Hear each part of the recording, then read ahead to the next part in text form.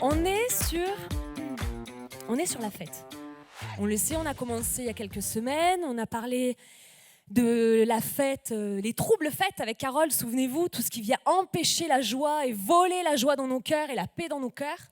La semaine dernière, Marc a parlé de Sukkot, qui est une des 3 fêtes. Alors pourquoi le dieu de la fête? À quoi ça sert? C'est quoi la fête en fait, c'est quoi la fête? Le mot fête représente un lieu ou un temps mis à part dans un but particulier. Vous vous souvenez, on est allé vendredi soir, il y avait la fête du 14 juillet. On ne s'est pas rassemblés parce qu'on avait envie de tous être là. Il y avait un but particulier. La France s'est mobilisée, faisait la fête partout dans les villages et les villes pour fêter une chose, la liberté. La liberté qui a été acquise en 1789. À un moment donné, notre histoire de France, il s'est passé quelque chose. Le peuple a dit maintenant, nous voulons la liberté, l'égalité, la fraternité. Et nous nous sommes rassemblés vendredi pour fêter cette fête nationale. Alors on fête toujours quelque chose, il y a toujours un but à une fête. Ça peut être un mariage, ça peut être un anniversaire, ça peut être une réussite, une promotion. On a des tas de motifs pour faire la fête et Dieu, il aime ça. Parce qu'en réalité, la fête, elle est là pour créer des souvenirs. Qu'est-ce qu'on fait quand on fait la fête? On prend des photos, on met sur Facebook, on va sur Insta, voilà, on fait des trucs et on garde des souvenirs où on est en famille, des souvenirs où on est entre nous. Et Dieu souhaite qu'on le célèbre par rapport à ce qu'il a accompli. Il veut qu'on le célèbre parce qu'il a fait des choses qu'il va refaire, mais il veut qu'on se souvienne de ces choses-là. Alors ce matin, j'ai choisi une fête, une des fêtes. J'ai choisi la fête des moissons. Vous allez tout à fait comprendre où je veux en venir. Mais alors ce message, vous allez me dire, est quand même plus pour les chrétiens. Effectivement, ce message, il est pour celui ou celle qui a donné sa vie, qui s'est engagé, qui a dit, moi maintenant c'est toi qui es ma destinée. Ce message, il est pour toi, mon frère, ma sœur dans l'église. Mais il est aussi pour toi qui peut-être ne connais pas Dieu, connais pas Jésus, tu es là peut-être par hasard. Moi je dis, Dieu a un nom, il s'appelle le hasard. Si tu es là, c'est parce que Dieu le permet. C'est parce que Dieu a voulu que tu sois ici. Parce que ce message est pour toi. Et si tu ne connais pas Dieu, il y a une chose qui va se passer aujourd'hui, c'est que tu vas le rencontrer. Ça, c'est sûr et certain. Et tu ressortiras de ce lieu, pas comme tu es rentré. Que tu sois chrétien ou pas, tu vas ressortir de ce lieu encouragé à te lever pour servir. Dieu a un plan pour toi, elle l'a dit tout à l'heure. Je veux que tu le dises à ton voisin. Dieu a un plan pour toi. Dieu a un plan pour ta vie. Dis-le à ton voisin, à droite et à gauche. Amen. Dieu a un plan pour toi.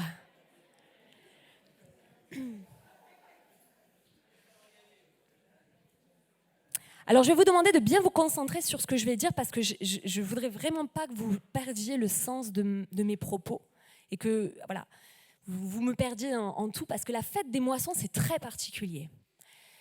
On va lire, ne vous levez pas parce qu'il va y avoir un autre texte où on se lèvera. Celui-là, ce n'est pas le principal, mais Dieu dit, donc c'est la Tob qui dit ça, tu me fêteras chaque année par 3 pèlerinages.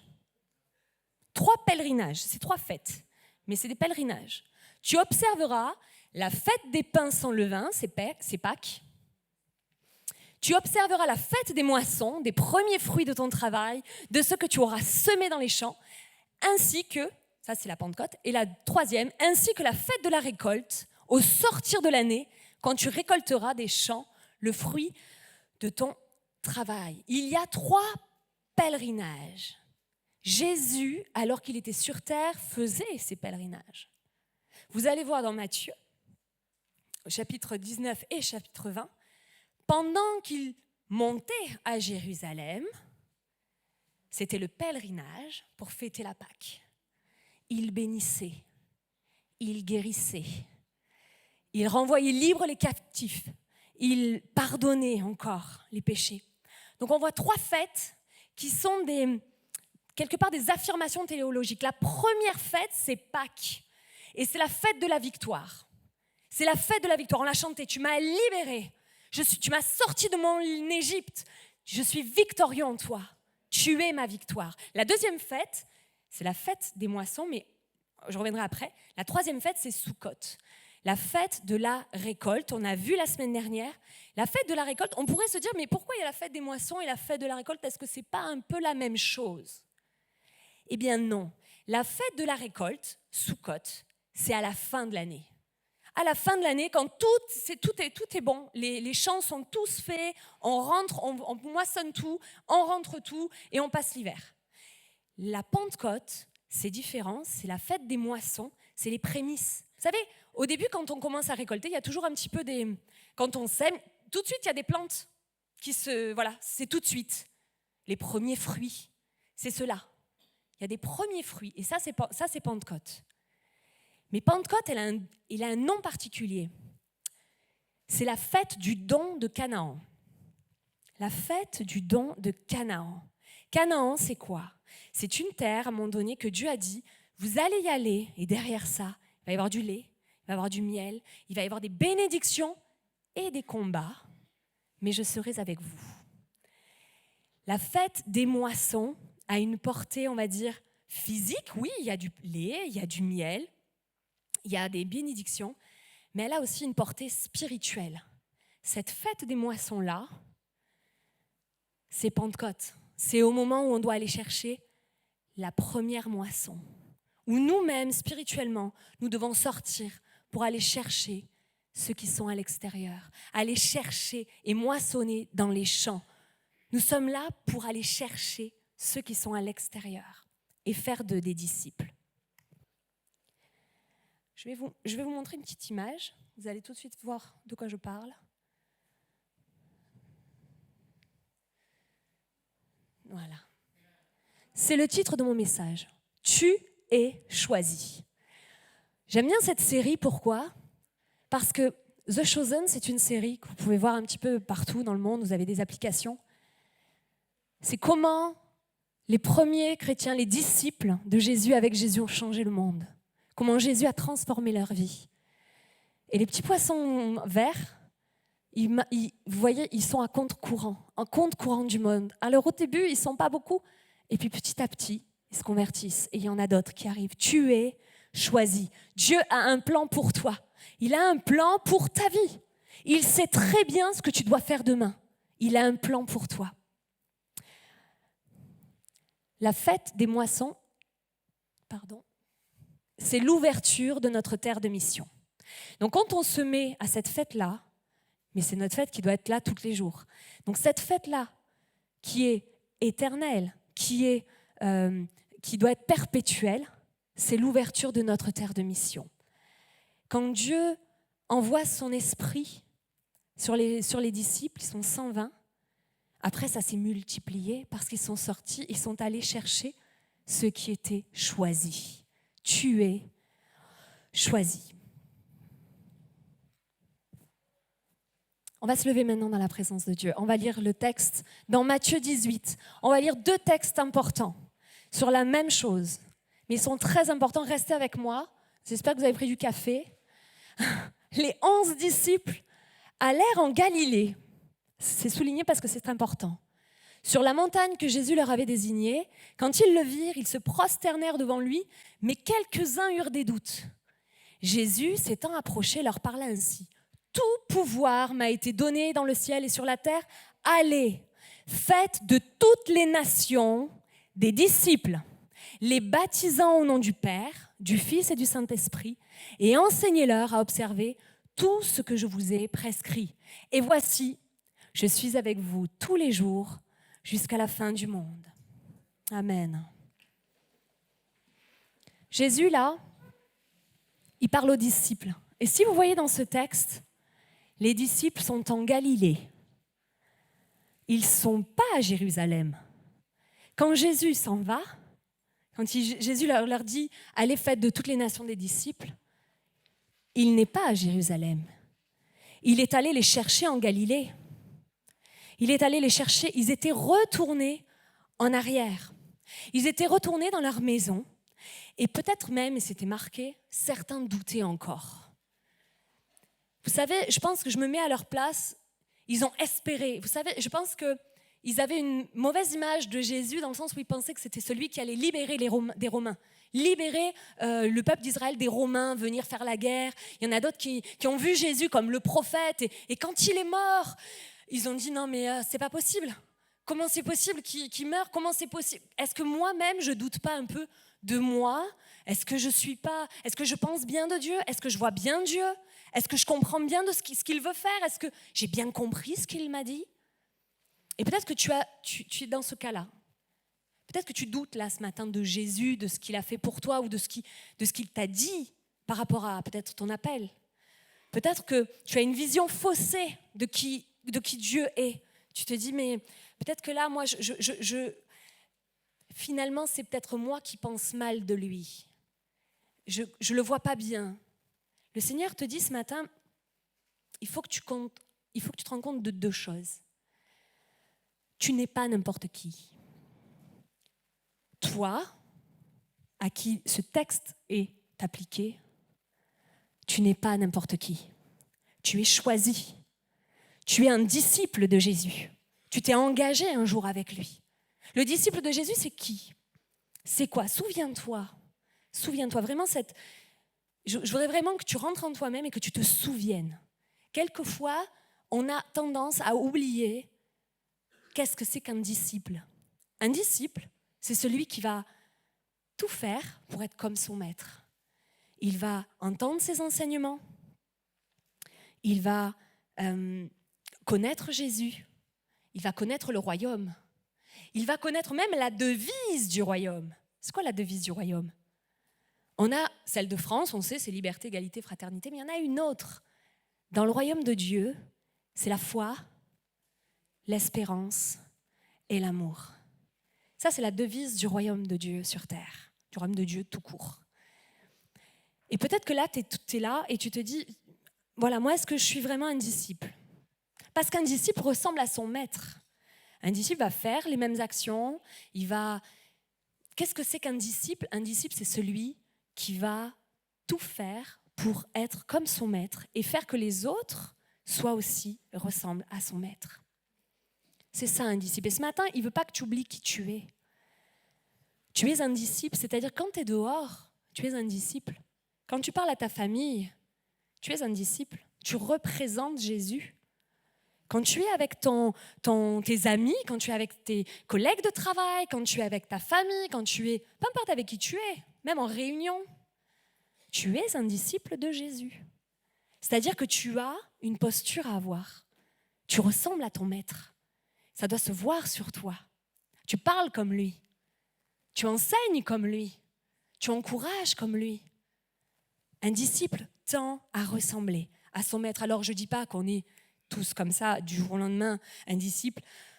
Vous regarderez The Chosen, je vous garantis qu'ils ne sont pas devenus des disciples phénoménaux, même on est toujours en apprentissage. Mais souviens-toi de ce que c'est qu'un disciple, parce que tu en es un.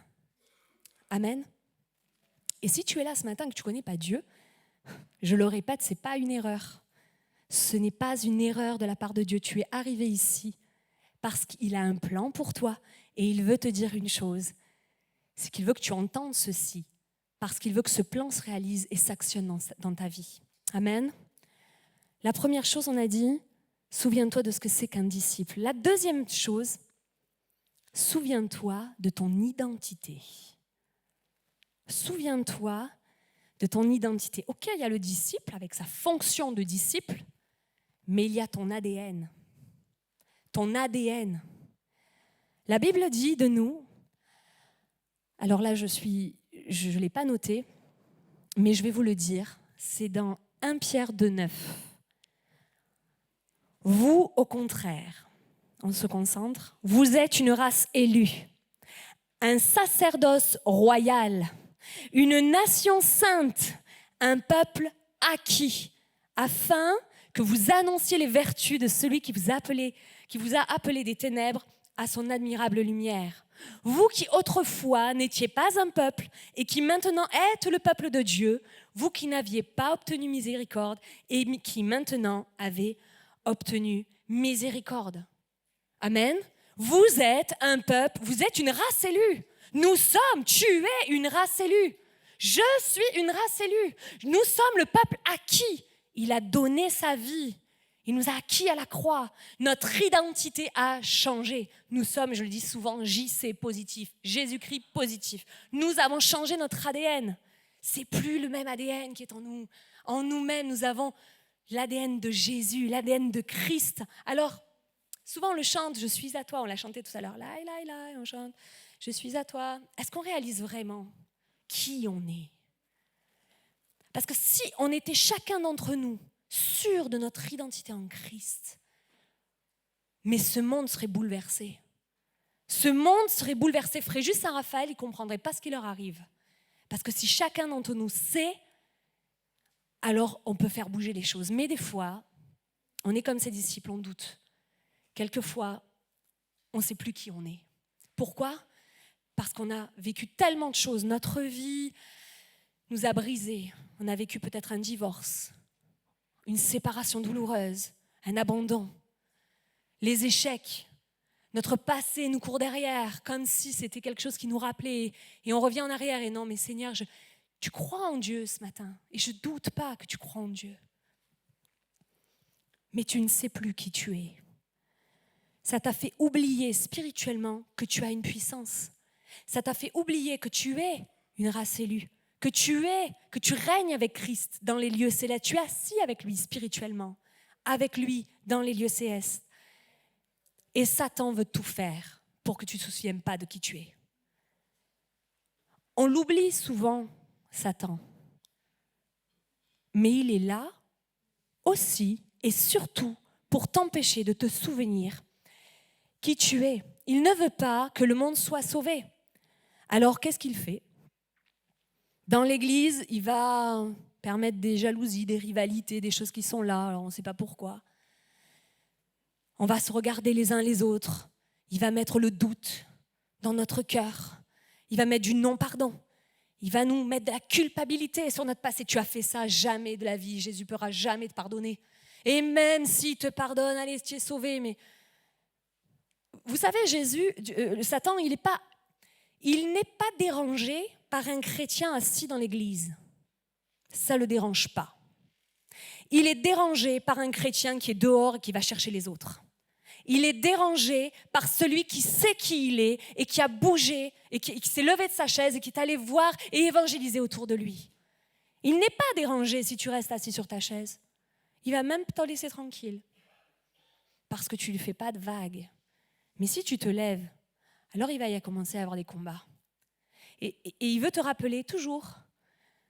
Il vient pas collectivement attaquer l'église, hein. Vous avez vu, des fois ça peut arriver, quand vraiment il y a un gros réveil, ça peut arriver, mais il ne vient pas collectivement, il vient attaquer chacun, un après l'autre. Et si chacun est attaqué dans son identité, parce que c'est surtout l'identité qui attaque, Dieu a-t-il réellement dit ? Est-ce que vous avez bien compris ? Il ne vient pas avec des grosses dents pour vous mordre, il vient avec des pensées. Il vient semer le trouble. Il vient t'enlever la paix. Il vient te dire, mais qui es-tu toi ? Et là, toi, tu peux lui dire, mais je suis un enfant de Dieu. Amen. Je suis un enfant de Dieu. Je sais qui je suis. Dieu a changé mon nom. Alléluia. Amen. Quand une personne, je ne sais pas si tu peux mettre l'autre slide, quand une personne perd de vue qui elle est,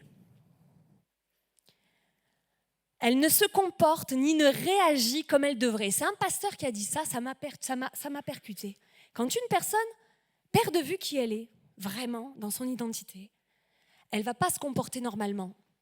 Et puis du coup, elle ne va pas réagir comme elle devrait réagir habituellement. Et du coup, elle passe petit à petit. Vous savez, il y a la destinée de Dieu qui est là, et on n'a pas besoin de faire ça pour passer à côté du plan de Dieu.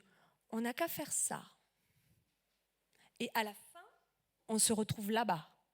Rien à voir. Je vais vous passer une petite vidéo. Est-ce que tu peux la passer, s'il te plaît ? Qui va tout résumer. Regarde en bas.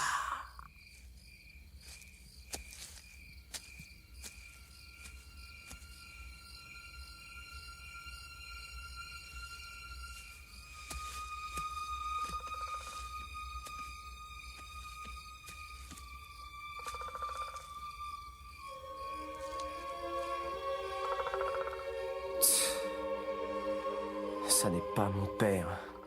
Ce n'est que mon reflet. Non. Regarde. Yeux.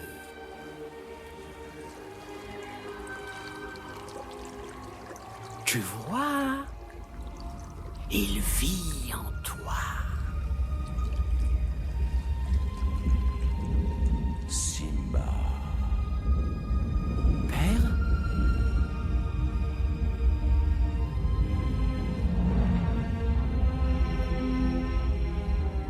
Simba, tu m'as oublié. Jamais. Tu m'as oublié en oubliant qui tu étais. Regarde en toi, Simba. Tu vaux mieux que ce que tu es devenu. Il te faut reprendre ta place dans le cycle de la vie. Comment la reprendre? Je n'ai plus aucun pouvoir. N'oublie pas qui tu es. Tu es mon fils et c'est toi le roi. N'oublie pas qui tu es. Non, père, ne me laisse pas. N'oublie pas J'ai besoin de toi. qui tu es. Ne me laisse pas. N'oublie pas.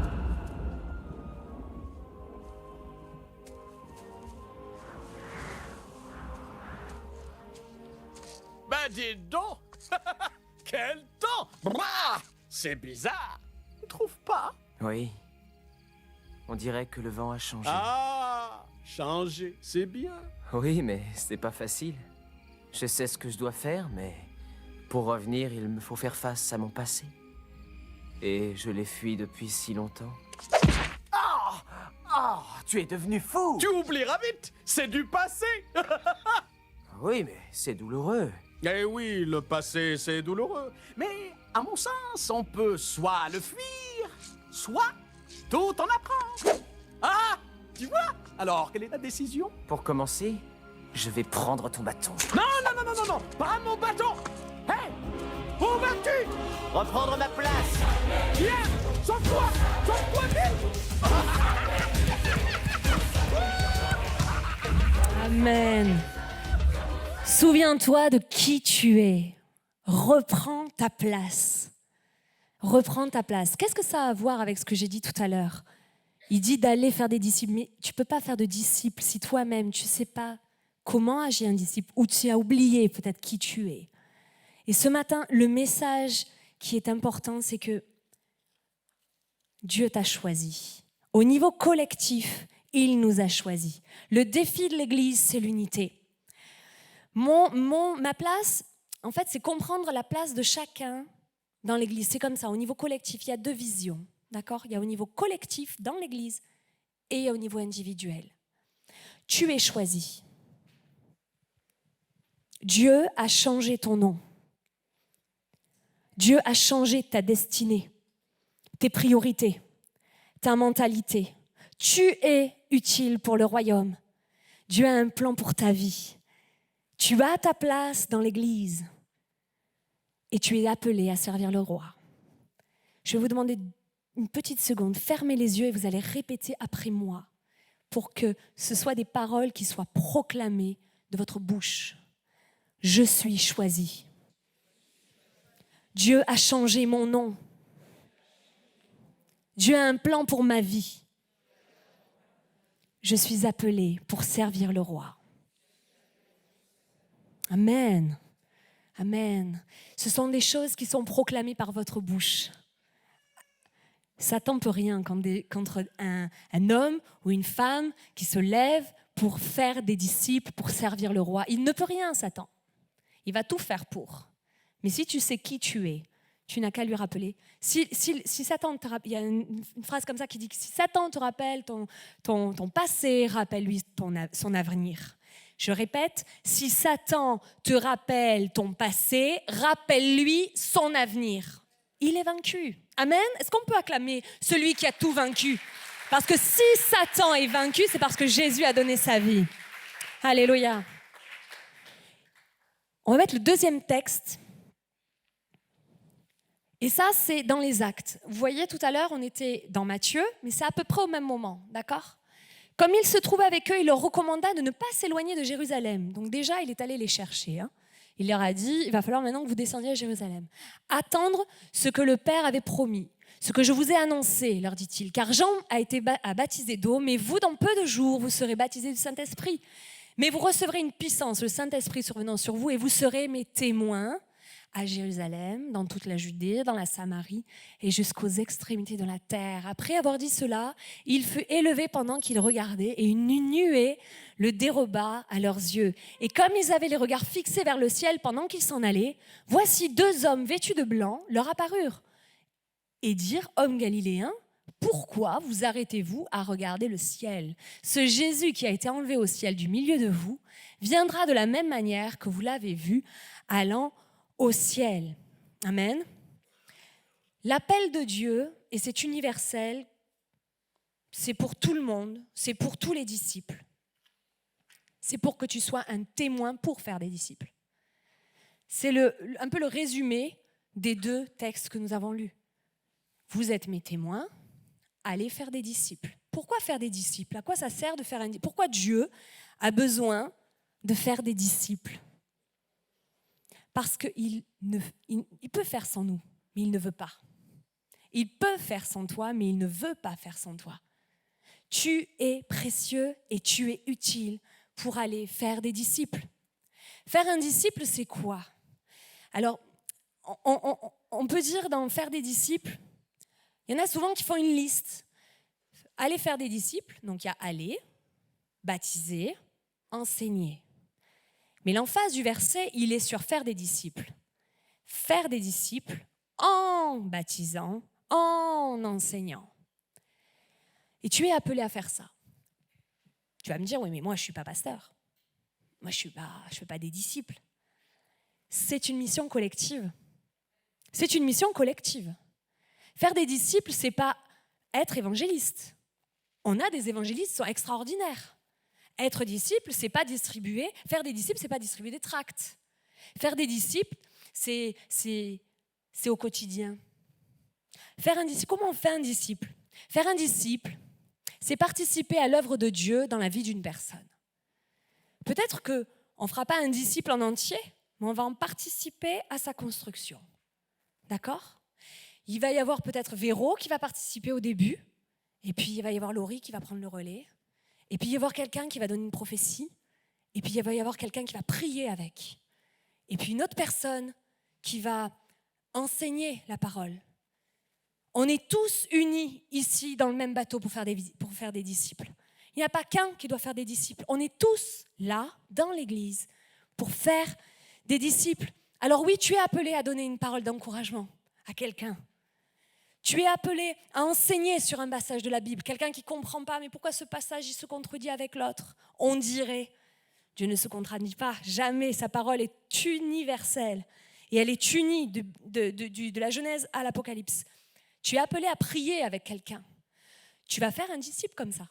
Tu es appelé peut-être à accompagner une personne en sortie de crise, une personne qui a vécu le deuil, une personne qui est en train peut-être de vivre la fin de sa vie. Tu accompagnes. Et tu es là pour ça. Tu es appelé aussi à adorer Dieu. Ta vie doit être une célébration.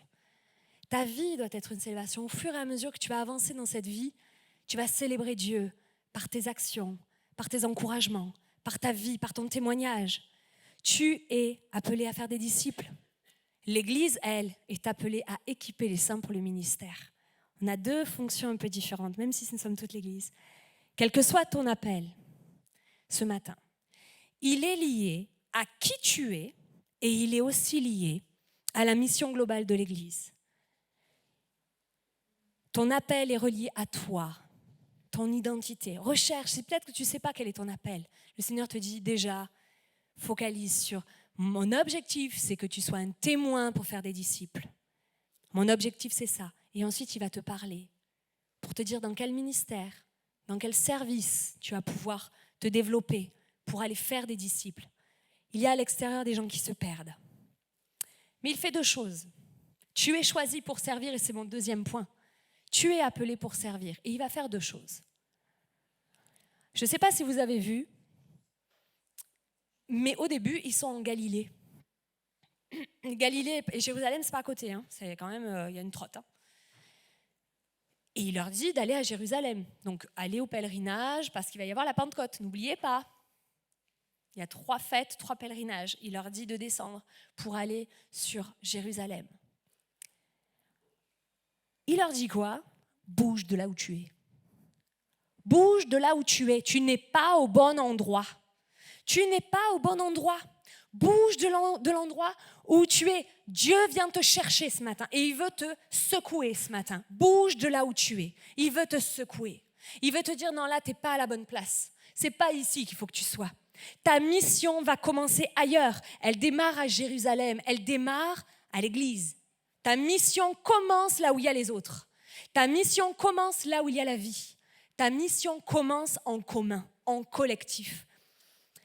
C'est à partir du moment où tu reçois la puissance de Dieu, la puissance de l'Église, c'est là où tu vas pouvoir commencer à servir Dieu. Mais bouge de là où tu es. Dieu veut que tu sortes de ta zone de confort. Tu es trop habitué là où tu es. Tu es trop habitué. Tu as ta maison, tes habitudes, tes amis, tu es trop habitué. Il faut à un moment donné que ça bouge. Bouge de là où tu es. Et Jésus leur dit maintenant, et je crois que c'est pour une personne ce matin. Je crois vraiment que c'est pour une personne ce matin. Il insiste sur le fait que tu ne dois pas rester là où la peur et le doute te laissent léthargique. Tu es paralysé là où tu es. Je ne sais pas où tu es, mais en tout cas là, la situation, c'est la peur, c'est le doute, c'est ton passé, tu es bloqué, tu es paralysé, tu es léthargique. Le Seigneur te dit maintenant, tu n'es plus au bon endroit. Il faut que tu te lèves et que tu bouges de l'endroit où tu es. Amen. La deuxième chose qui s'est passée, je ne sais pas si vous avez retenu dans les actes, à un moment donné, il regarde le ciel. Jésus s'en va et waouh. Je ne sais pas combien de temps ils ont dû rester, mais à mon avis, ils n'ont pas dû rester 30 secondes. Ils ont dû rester un moment parce qu'il y a 2 anges qui arrivent et qui leur disent « Eh oh, homme de Galilée, il va revenir comme ça, mais il ne faut pas rester là. » On a l'habitude de faire ça. Des fois, on se dit « Waouh, trop bien, Jésus, j'attends un signe. Envoie-moi un signe. » J'attends un signe de toi. Non, arrête d'attendre encore un signe du ciel. Il t'envoie, il t'a choisi pour que tu ailles annoncer l'évangile. Il t'a choisi pour que tu ailles transformer les vies, annoncer sa parole. Lève-toi et agis. Arrête d'attendre un signe venant du ciel. Arrête de mettre des toisons après toisons. Dieu t'a parlé et tu sais qu'il t'a parlé. Ce qui nous empêche d'agir, c'est la peur. Ce qui nous empêche d'agir, c'est le passé.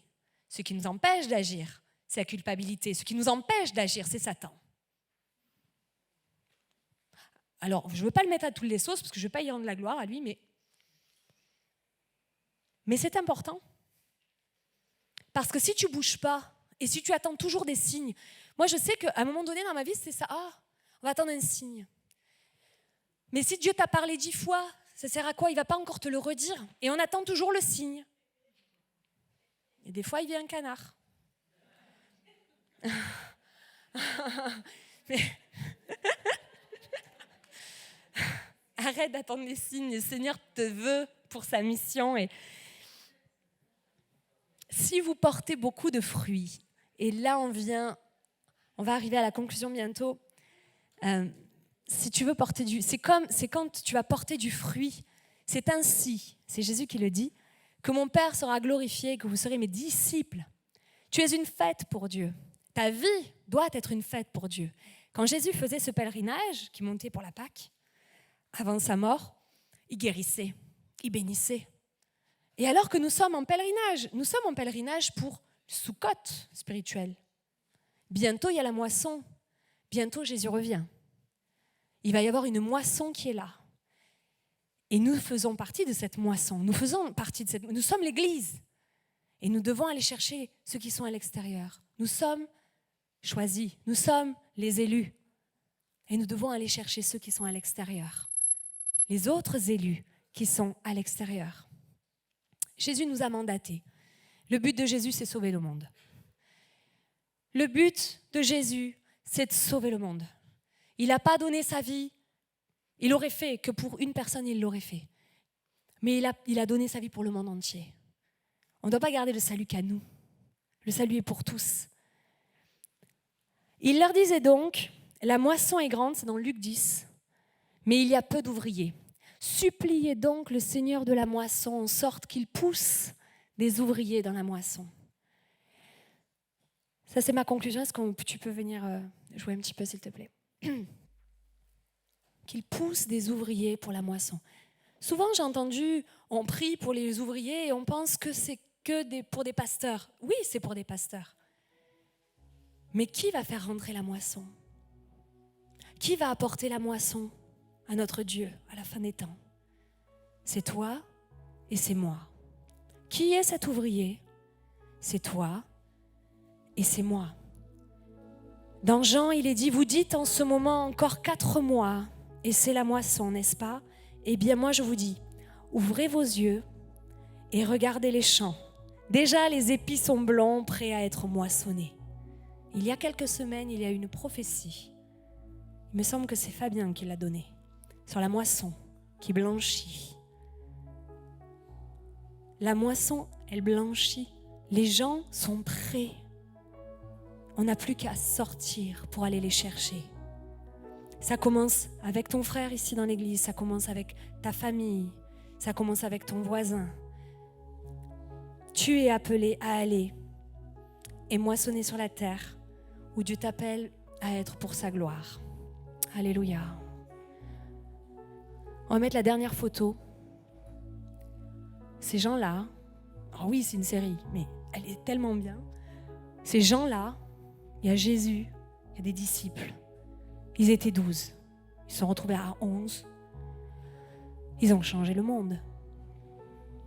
Ils ont changé le monde il y a 2000 ans. On est encore ici. Si ça avait été de la folie il y a 2000 ans, vous croyez qu'on serait encore là aujourd'hui à prier Jésus? Si Jésus n'était pas vivant, est-ce que vous croyez vraiment que nous, chrétiens, nous tiendrons? Mais nous avons l'Esprit Saint. Jésus est là. Est-ce qu'on peut se lever dans sa présence? Jésus est là. Alléluia.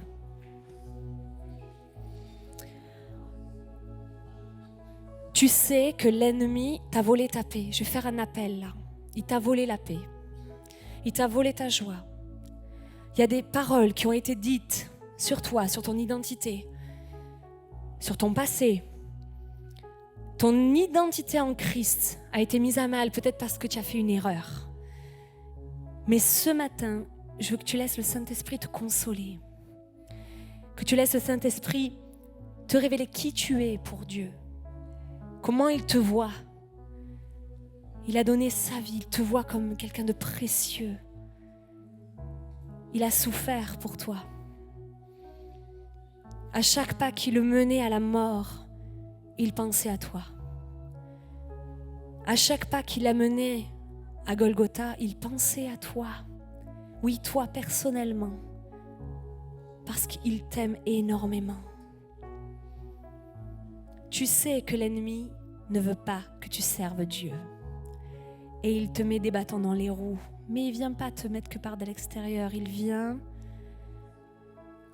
parce qu'il sait que ton appel a un prix. Et que si tu prends ta place dans le royaume, si tu prends ta place dans le royaume, ça va lui faire mal. Ça va faire mal à l'ennemi. Tu vas gagner du terrain. On va gagner des âmes qui sont en enfer. On va les arracher à l'enfer. L'Église a une puissance. L'Église a une puissance. Chacun d'entre nous avons une puissance. Nous sommes missionnés pour aller chercher les gens en enfer et les attirer à Christ, les attirer à Dieu pour qu'ils soient transformés et pour qu'eux-mêmes aillent encore chercher des gens en enfer. Alléluia. Alors je vais te demander de te lever comme un signe prophétique pour ta vie. Tu vas venir t'avancer devant. On va prier ensemble. Et quand tu te lèves, quand tu commences à avancer, c'est comme si tu disais à Dieu, c'est toi qui diriges ma vie. C'est comme si tu disais à Satan, c'est pas toi qui auras le dernier mot. Et c'est comme si tu disais oui à l'appel de Dieu. Alors avance-toi. On va prier ensemble. Alléluia. Nous avons une destinée individuelle pour une mission collective. L'Église, ce sont des individus qui marchent ensemble. Alléluia. Avancez-vous.